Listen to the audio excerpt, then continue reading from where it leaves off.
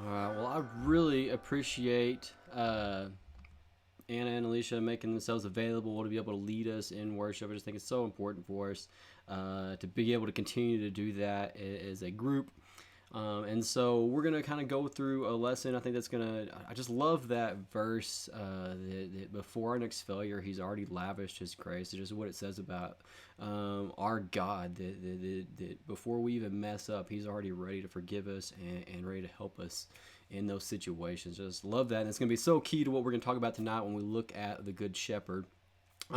Before we jump into that, though, I do want to let you guys know, just kind of thinking of ways that we can kind of interact and be using kind of this situation that we have where we're in Catalyst Live. If you guys, if we're going to go through the lesson, if you happen to have a question, if something pops out to you, you don't feel like I touched on something as deep as you would have liked, or you maybe have a question about that, write that in the comment. I can't promise that I'll respond right away, but I might see that and I may kind of tweak what we're discussing to kind of go along with that. And so if something does jump out to you, or you do have a question about something, man, I'd love for you guys to write that in there, and that way we could at least follow up or something like that. Let you guys know, that way we can, as we go through this passage and we go through this Gospel of John, we're doing it in a way that brings clarity to you guys. And so if there's something that doesn't seem very clear, ask about it. All right, so I am a big Texas Ranger fan. I love the Texas Rangers fan. Been a fan since I was a little kid. Whenever A-Rod was like kind of first on the team, broke my heart whenever he sold out, went to the Yankees. I think they're still paying for that contract. They're not, but it was a huge, really silly contract. Anyways, the Rangers have never been super great. Except for like the 2 years they made it to the World Series. Unfortunately, they could not win that World Series because of Nelson Cruz. Anyways, they otherwise they've been a pretty mid-pack team. They've never just been awful, but they've been pretty decent, and they've always been known for their offense. Always had a great offense, which has really brought a lot of fans in the kind of the Texas area and this area in to watch them. Now, if you want to watch the Rangers, the best way that you can watch them is through your local sports, because they're not, just a super popular team. Most of the time, they only play on local channels. And so if you want to watch the Rangers, you actually watch them on a channel called Fox Sports Southwest, which shows them. Now, when you watch them on Fox Sports Southwest, they have an announcer for their games, and his name is Tom Grieve. I love Tom Grieve. I mean, he's been doing this like since the 90s. He's been announcing forever. And so I love Tom Green because he used to be a former Ranger. And so when he gives his commentary on the game, he is very, very, very pro Ranger. Right? And I never really kind of thought about this until one time it was on ESPN. Right now, ESPN is kind of national. What they do is they take a national game. They said, hey, this is going to be our broadcast game of the week. And the Rangers don't usually get to play that, but every so often when they're like playing the Yankees, they'll let them be on ESPN. And so they'll put the Rangers on there, and you go over and you watch ESPN. Now, ESPN is supposed to be impartial, and what that means is they usually, cater to their favorites, which is the Yankees. And so I picked up on this, and I'm like, man, they're like being kind of harsh on my players, and they're not saying nice things to them like I've become accustomed to because I'm not listening to Tom Grieve announce. And so I actually started watching, even though they would broadcast these on ESPN, I would still stay on the Southwest channel and listen to Tom Grieve just because I liked his commentary, because I wanted to know, hey, this is what they think about This is what he's saying about my favorite players, and everything he has to say was something good about my players, and he's giving the backstories about what's going on in the locker room and what they're doing in practice and how they're tweaking their game, stuff like that. That's just specific to the team that I enjoy. And I remember whenever I was a kid and I came to this realization that every team had their own announcer, which meant that whenever they were playing an opposing team, there was an announcer announcing the same game, but for the opposing team. And so they were very pro that team. And so I'd be watching this as a Rangers fan, and if you happen to switch over to the other side, all of a sudden the same play became a negative. So if it was a positive play for the Rangers, it was a negative for them. And if it was a negative play for the Rangers, it was a positive play for them. And so depending on which voice you were listening to in the broadcast, you could experience the very same game very differently, right? So two different voices, same game, and yet your experience was different. Well, in John chapter 10, Jesus is actually going to make two different I am statements about himself. He's going to say that I'm the gate and I am the good shepherd. Now we're gonna kind of skip over the gate tonight, and we're going to talk about it more fully next week because it kind of goes with I am the truth, the way, and the life.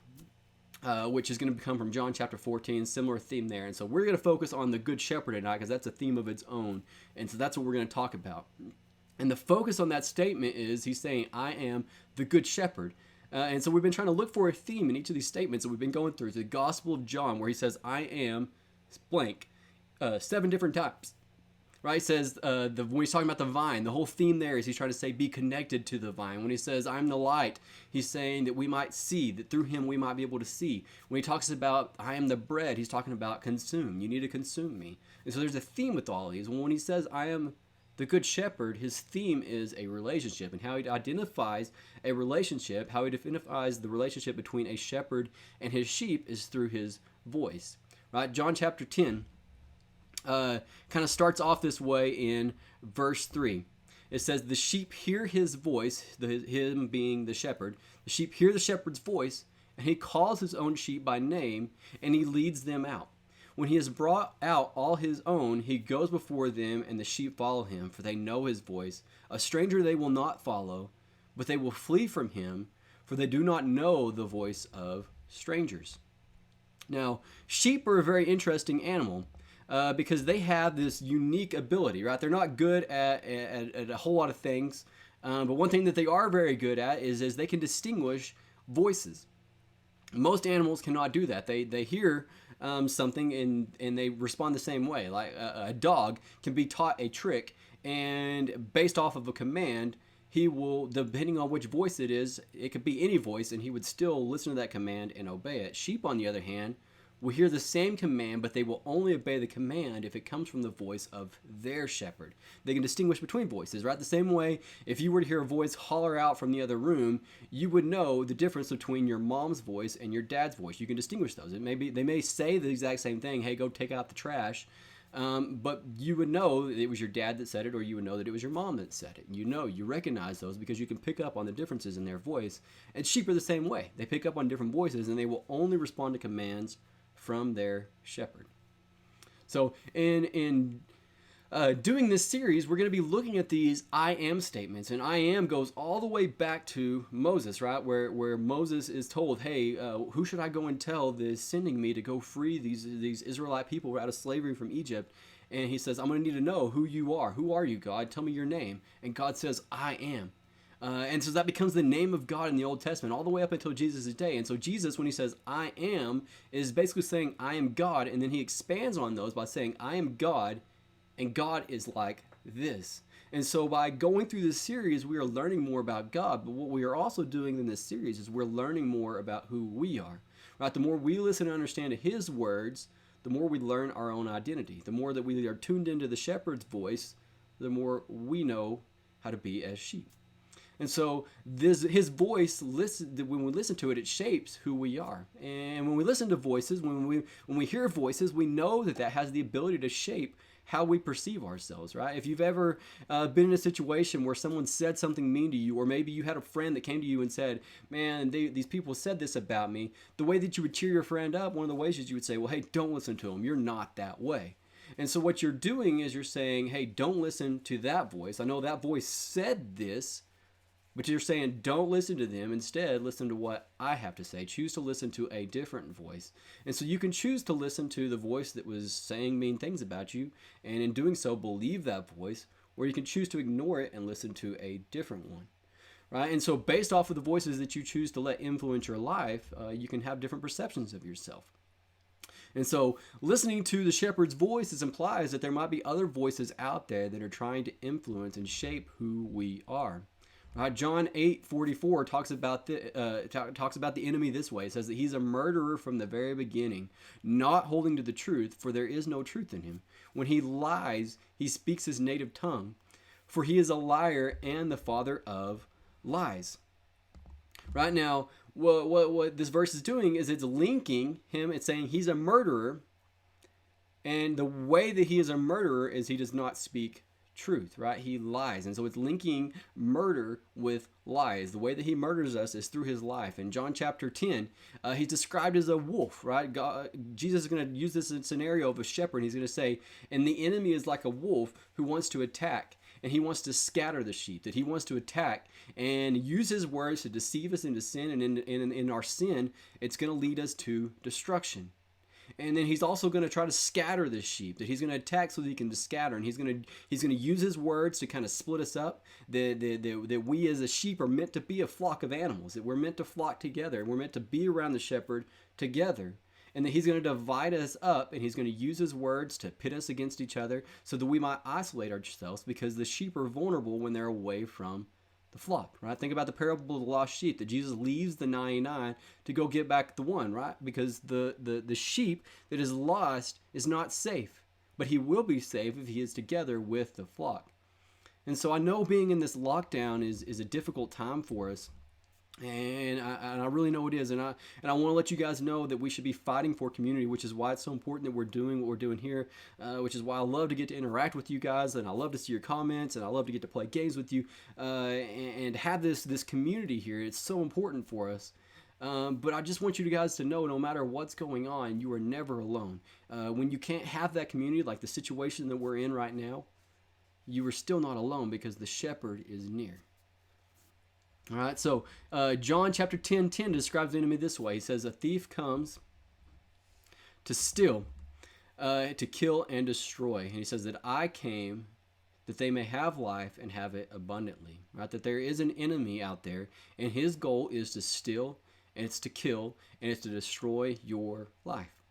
Right? That he does this through the lies, that he tricks us into destruction. He brings sin upon us, and he tells us, hey, it's not that big of a deal, that the shepherd doesn't know what he's talking about. And he tricks us into sinning, right? The very same way that Eve was deceived into eating the fruit, and it brought on destruction in Adam and Eve's life. The snake didn't make her do anything. He just simply presented the option to her, and he deceived her into sinning, right? And before we give the devil too much credit, though, the devil himself is not sin. He's not the embodiment of sin. Jeremiah 17:9 says that the heart is deceitful above all else, meaning that we are our own worst enemies. Our hearts are full of sin, and all sin is just I don't trust God in this area of my life, and so I'm going to trust myself, or I'm going to trust something else over God in this area. And when we think about this parable, when he's saying, hey, you are, I'm the shepherd, the implication there is that we are the sheep, right? That we're sheep. And I think that if we were to say, hey, that we're sheep, and we put that out there, most of us, there's a part of us that feel like, man, that's kind of unflattering. I don't want to be a sheep, right? In fact, if we were to call people sheep, if you're reading a news story and you say, man, these people are being such sheep, that's not a complimentary term. You're saying that as an insult. Right? And so for us to be compared to a sheep is very unflattering to us, and we don't like that. And we're like, well, could we be like, maybe like a pack of lions, and he's just the head lion or something like that? And he's telling us, no, you are sheep. And we kind of reject that. And there's a part of us that rejects that, and that part of us that rejects that is our own sinfulness. That we don't want to be with that, and we don't want to be with the shepherd. And so we as sheep will walk off thinking, man, we're not sheep. We can take care of ourselves. We're good. We don't need the flock. We don't need the shepherd. And we're going to our own destruction. And that's in us. That's our own heart. And there's an enemy that wants our destruction. He's going to deceive us, and he wants to separate us away from the shepherd. Now, for us, though, as sheep, the safest place a sheep can be is to be near the shepherd, right? The wolf is not afraid of the sheep. The wolf that wants to attack the sheep is not afraid that the sheep are going to fight him off. What he is afraid of is the shepherd. And so the sheep are not safe unless they are near the shepherd, which means that the only place that they can truly be safe, and the safest place for them to be near the shepherd. Right? It says in verse 11, he says, I am the good shepherd. The good shepherd lays down his life for the sheep. Right? Here's what Jesus is doing is he's going to demonstrate how safe the sheep are, right? That the safest place for them to be is to be near them. He's going to say, here's how safe it is to be around me. He says, the way that I'm going to show you how safe you are around me is I'm going to show you how much I love you. And he says, I love you so much that I am the good shepherd, and the good shepherd lays down his life for the sheep. That word for means instead of, that I died instead of the sheep. That the sheep were going to die, but instead of them dying, I stepped in and now I die so that they don't have to. Right? Now, how does that relate to the security of the sheep? Well, he demonstrates the depth of his love to illustrate that it's greater than whatever may come to us. Right? It goes on in verse 12, and he says, he starts talking about the hired hand, and he describes these hired hands. Well, who are these hired hands? Well, they're probably the Pharisees, because he's talking to this group of Pharisees that have come into him, and he just kind of finished up this lot of the world stuff, and they didn't believe him, and now he's kind of going to this parable about the sheep as well, and saying that I'm the shepherd, and he's probably talking about the Pharisees, which meant that they were there to steward these and shepherd these Jewish people. But they're not doing a good job at it, and he shows exactly why they're not doing a good job of it. It says that whenever the wolf comes, they flee. And whenever they flee, they leave behind the sheep, who are then vulnerable to the wolf. Why? Because it means that why do the Pharisees run away when they see the wolf coming? Because they are also afraid of the wolf, and they don't want to get hurt, and they don't want to have to fight the wolf. Even if they think maybe we could win, they don't care about the sheep, and so they abandon them. They're saying it's not worth the fight, it's not worth the hassle for this. We're not going to get involved, we're going to abandon, and it leaves the sheep vulnerable. And he says, on the contrast, I am the good shepherd. When the wolf comes, I don't flee, and the reason that I don't flee and the hired hands do is because, unlike them, I love the sheep. I love the sheep, I care about them, and because I love them, I stay and fight. In fact, my love for them is so deep for them that it comes down to either me or them. I go down. I die so that they don't, because I love them. Because I love them, I go down. And so what this means for us is that we're secure because of the shepherd's love for us. That there's no scary thing that can come against us that he won't be willing to fight and die to protect us from. He's saying, I love you so much, and the reason that I'm here is so that I can protect you. And then he goes on in verse 17. And he says, for this reason the Father loves me, because I lay down my life that I may take it up again. No one takes it from me, but I lay it down on my own accord. I have authority to lay it down, and I have authority to take it up again. This charge I have received from my Father. Now, what does this mean? No one takes my life from me. What does he mean when he says nobody takes my life? Didn't Judas take it? What about, the false witnesses that came against him in his trial? Or the crowds who shouted, crucify him? Or Herod and Pilate, how they handed him over to be crucified, and how the soldiers actually hammered nails into him? Didn't those guys kill him? And what does he mean when he says no one takes my life from me?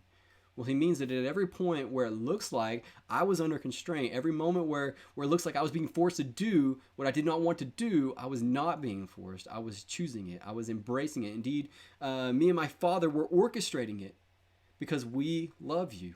No one takes my life from me. I lay it down.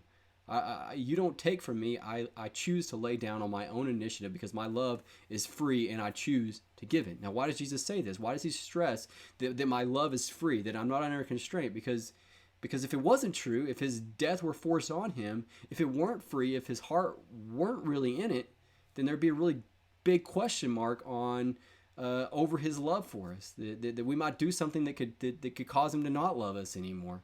And the depth of his love is in his freedom. It's his freedom that he chooses to do so, that he chooses to die for us willingly. And he says, I just love you guys, and so I'm going to choose to do this. This is my choice, and I'm going to do this, and I'm going to embrace the suffering. And then we see how deep his love for us. And so he stresses it for us. But what's incredible is this is what gives us the ability to be free as sheep, right? Because if sheep are out there on their own and there are wolves that want to come to us, man, we are not free. The wolf wants to attack. The wolf wants to destroy. We're not free. The only reason we're free is because the shepherd chose to step in. That the shepherd in his freedom chose to step in. He shared that freedom with us. And so Jesus emphasizes, he says, I love you so much, and my love is free. I'm not under any obligation. It's not anything that you're doing for me. There's no strings attached to it. I'm choosing to do this. I do this because I love you. And so his love is actually what's going to make the wolf so afraid of the shepherd.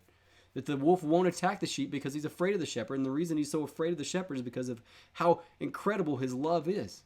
Right? Think about this. The wolf made a smart play. Right? He comes after the shepherd, right? That if he wants to get to the sheep, he comes up with this plan. He says, hey, you know what? If I take out the shepherd, then the sheep will be fair game. And so he says, I'm going to go after the shepherd, and he gets him.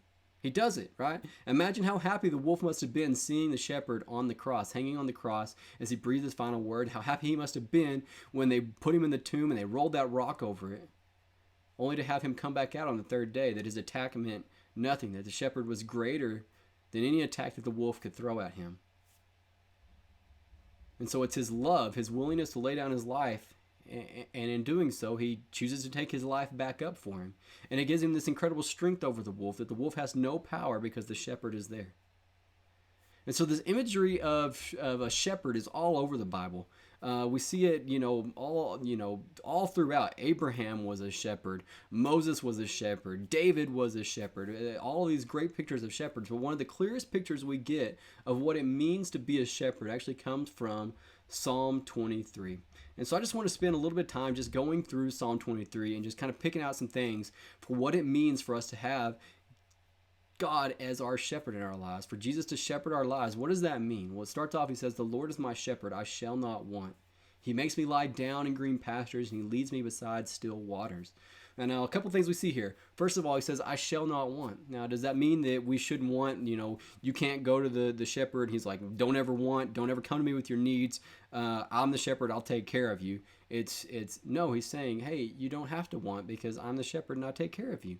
Right? That there's no need that I haven't already thought of, and I'm going to take care of you. And so you're never going to have to come to me with wants because I've already provided everything that you need. And then he goes on and says that he makes us lie down. And here's the thing about sheep is that sheep don't lie down until they are completely comfortable. That they're a stressed out animal. It's so much so that they will stress themselves out until they die. And the only reason that they will actually lay down is whenever they're completely full and when they feel completely safe. And it's the shepherd that makes them feel that way. Right? That he makes us lie down. The only way that we're able to lie down and have this peace is when we have the shepherd. And then he also says that he leads us beside still waters. Right? That sheep have this ability to where they can actually go out, if they go out early in the mornings, that they can actually eat the dew that comes with the grass. And so as they're feeding in the mornings and they're eating grass, they can actually get enough water to survive for months by just eating dew, right? Just eating the dew that's on the morning dew that's on the grass that they're already eating. But it says he leads them to water. He leads them to water because he doesn't want them to just survive. He wants them to thrive. Right? That our shepherd doesn't want us to just to settle for, hey, I'm just going to give you a little bit of dew. He's saying, I'm leading you to still waters so that you can have a life. And I don't want you to have life. He says, I am the good shepherd. I came so that you may have life and that you may have life in abundance. I don't want you to just survive. I want you to thrive. And it says still waters, right? As opposed to rushing waters, right? Because rushing waters are dangerous, right? If you're a sheep and you're out there and you get caught up in rushing water, you're going to die. And in the desert where this is taking place in Israel, they would have known about this. That sometimes you might have these big hills and these low spots, and what could happen is you could get a rain up in the hill, and all of a sudden the water would come rushing down, and what might appear like a tiny little stream, and the sheep would just normally wander there on their own, that they would wander into this kind of floodplain without realizing that there was a flood coming. And so they would walk over there and they could be drinking and they could be happy. And all of a sudden they know there's all of a sudden this flood comes, and next thing you know, they're washed away and the sheep is destroyed. But what helps them survive is the shepherd knows the difference between a floodplain and a high spot, and he knows where these still waters are going to be safe, and he knows where the safe waters are, and he knows where the destructive waters are, and he leads them to the waters that are still. And then he goes on in verse 3 and he says, he restores my soul. He leads me in the path of righteousness for his sake. Right? Here's the thing about sheep is that sheep are consumers. So much so that they will consume and consume and consume until they destroy. That if you leave them in the same pasture, they will eat all the grass until they've pulled up like roots and everything to where there's no hope that grass will be able to grow back. They just consume it until it's just dirt left, and then they die. And so what the shepherd does is he sees that and he moves us. And he moves us, and there's times in our life where we're going to have to be moved around. And he does so that we will be refreshed. And so he doesn't let us get into ruts. He's going to keep us active and he's keep us moving. And the sheep says, hey, I'm going to lead you down these paths. I'm going to lead you down the paths of righteousness, and it's so that you might be restored, that you might be refreshed. And he says he does it for his name's sake. Well, that sounds kind of self-centered of the shepherd. Well, think about it. The sheep's health is a reflection of the shepherd, right? That you can judge how good of a shepherd he is by how well he treats and cares for his flock. And so that's great news for us, that if we have a shepherd who has such an incredible name, that he is so famous and he is known for being a great shepherd, then that says great things for us as the sheep, that we are well taken care of. And so the better he takes care of us, the better his name will be, is what he means by that. And so he leads us and he restores and he refreshes us for his name's sake, and that is a great thing. And then verse 4, he says, even though I walk through the valley of the shadow of death, I will fear no evil, for you are with me. Your rod and your staff, they comfort me. And so what I want you guys to notice is that earlier in this chapter, he's speaking, he's saying, the Lord is my shepherd. He makes me lie down. He leads me besides. He restores. He leads me. It's all for his name's sake. And so he's speaking, but he's speaking about the shepherd. And now all of a sudden, in the dark valley, he's saying, even though I walk through the valley, I will fear no death, for you are with me. Your rod, your staff, they comfort me. And so all of a sudden, he switched from speaking about the shepherd to he's speaking to the shepherd. And so this psalm has moved to a personal, and it's I think it's no coincidence that it's moved to be more personal a relationship with the shepherd in the moment that he walks through the dark valley. Because what happens in the dark valley is that the sheep cannot see. When you're in the dark valley and there's darkness flooding around you, you can't see where you're going. You don't know what's going on. You can't even see the shepherd. And what he does is it says that his rod and his staff, they comfort me. That when the sheep can't see anything, and maybe his imagination's going wild thinking about all the wolves that are coming, and maybe he hears noises out in the darkness and he doesn't know what those are, that he feels these little taps from the rod and the staff of the shepherd. He knows the shepherd is there. He can't see the shepherd, but he knows the shepherd's there because he can feel the taps, and they comfort him. And he goes on and he says in verse 5, you prepare a table before me in the presence of my enemies. You anoint my head with oil, my cup overflows. And what he's talking about is this table is not just like a, hey, I packaged a meal for you here, come get this, this kind of drive-through life that we're having to live now in coronavirus, where we can't actually go in and sit down at a restaurant, that we just have to go through the drive-through. He's saying, I prepared a table for you. This is a sit-down meal. I've made a feast, right? That there's all these enemies that have surrounded you and they've come after you. And he's saying, no, I prepared a table. I have a feast for you. And so why is he doing this? Because he's saying that I've already secured. You don't have to worry about this. You don't have to worry. Maybe you're a sheep and you're surrounded by all these wolves that are out there. And he's saying, you don't have to worry about them because I'm here. I'm the shepherd. And because I'm here, I've already secured victory for you. Right? They can't harm you. And so sit down and enjoy this meal. I've prepared this meal for you. And just sit down and enjoy being with me. That he's prepared this table, and kind of the thing is that he's saying is that I'm going to sit down and I'm going to enjoy this meal with you, that we get to be in fellowship with our God, even though there's enemies that come around us and evil things come to bring destruction on us. And he finishes up in verse 6 and he says, surely goodness and mercy so follow me all the days of my life, and I shall dwell in the house of the Lord forever. And what does it mean when something follows you? Well, it means that it's pursuing you, it's chasing after you. And when we think about this, it says that we're being pursued by goodness by mercy, that they're following us, they're pursuing us, they're chasing after us. And we think about this parable of the lost sheep, where he had the flock and one got lost, and he chased after that the sheep left, and the shepherd left to go follow and chase down and pursue until he found that lost sheep. And so his goodness and his mercy followed wherever that sheep went. That sheep went and got himself lost, and God's mercy and his goodness followed after and brought him back. And it says, in all the days of my life, I should dwell in the house of the Lord. So here's what we're going to do. We're going to go back into one last song of worship, and I'm going to turn it back over to Anna and Alicia and let them kind of close us out tonight. But I want us to kind of worship this last song. And wherever you are, maybe you want to close your eyes, maybe you're together with your family, however it is that you're watching, but for us to worship, but I want us to really be thinking as we worship about our shepherd and what that means for us.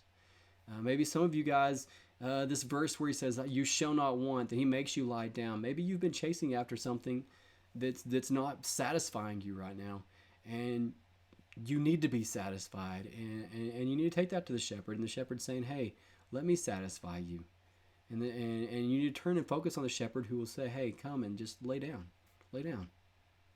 Or maybe you're thinking about walking through the valley, and maybe you're in a place where there's fear in your life and you feel exceptionally vulnerable right now.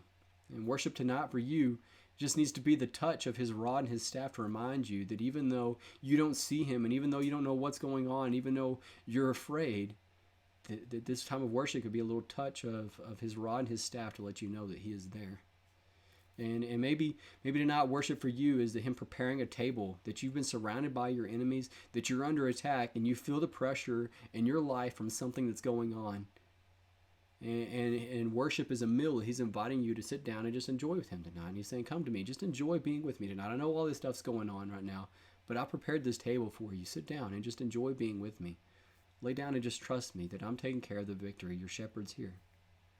So let me pray, and then we're going to kick it over to Anna and Alicia to close us out tonight, and then we will roll our questions, and we'll get out of here. It was so great getting to hang out with you guys tonight. Miss you guys so much. Man, I'm just so anxious to be able to get back together with you guys, but I'm so thankful that we get to do this. So let me pray for you guys, and then we will get out of here. Lord, I just thank you so much for just how incredible your love is for us. Lord, that you are the good shepherd, Lord, that where, man, everything else, man, there's all these like false shepherds, these hired hands in our lives that maybe promise to take care of us, Lord. But when the wolf comes, they flee, Lord, and they leave us vulnerable, Lord. But you are the good shepherd, and you stand in that gap, and you fight that wolf, Lord, and you will lay down your life for us. Lord, and I just thank you for how deep your love is, Lord, that there's nothing that can come against that will cause you to flee.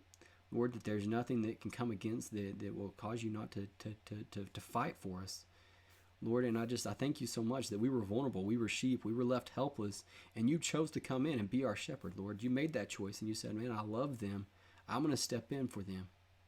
Lord, and I just ask that we worship that tonight, Lord, and we realize how valuable it is for you to be our shepherd, Lord. And I know there's parts of us that don't like that idea of being a shepherd, Lord, but man, the more that we let you speak into our lives and we get to this identity, the more that we realize, hey, we are secure when we're with you. Lord, and I just ask that we worship that tonight, and that security. And so we just thank you and love you. Amen.